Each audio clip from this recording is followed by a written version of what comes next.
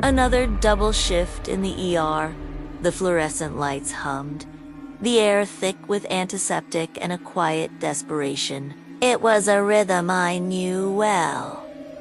Code blue, chest compressions, the desperate, rhythmic push and pull. I was leading the team, barking orders, trying to pull a man back from the brink. His heart monitor was a frantic, jagged line. We worked on him for what felt like an eternity. Then, a moment of stillness.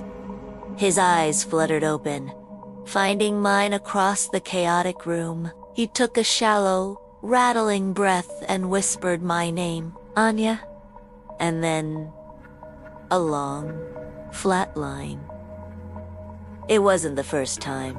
It started subtly a few weeks ago. An elderly woman, a car crashed victim. A young man with a sudden aneurysm. Each one, in their last lucid moment, would look at me and say my name, Anya. It was eerie, unsettling. My colleagues thought I was just hearing things. A symptom of burnout. You're overworked, Anya, they'd say. Take a break.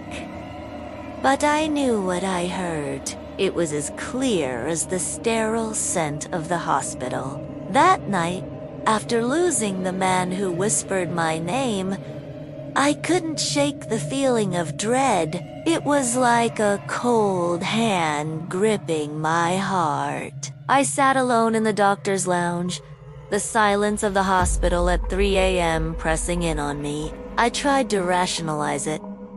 Maybe it was a hallucination. Maybe the stress was finally cracking me. But the fear was too real, too visceral. Driven by an impulse I couldn't explain, I walked over to the records computer. My hands trembled as I typed in my own name, my own employee ID.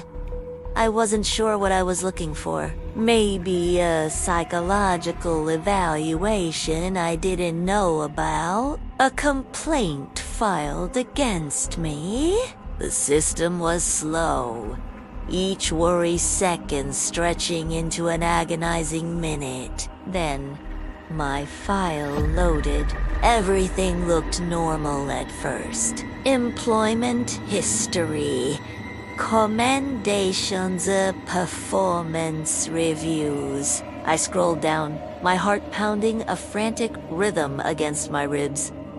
And then I saw it, a document attached at the very bottom, a file I'd never seen before. My cursor hovered over it, hesitating with a deep breath.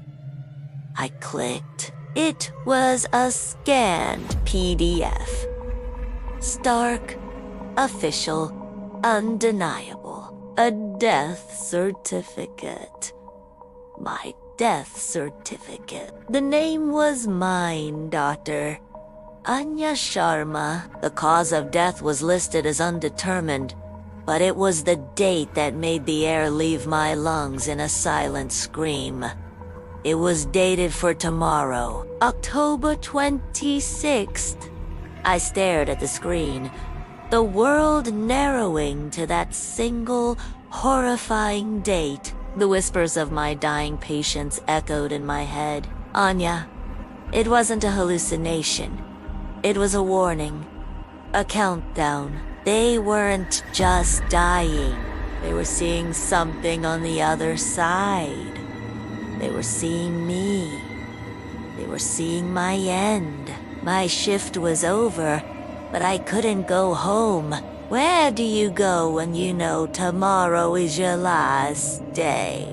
I felt trapped inside the hospital walls, the very place I dedicated my life to saving others. Every corner, every familiar hallway now seemed menacing. The friendly hum of the machines sounded like a ticking clock.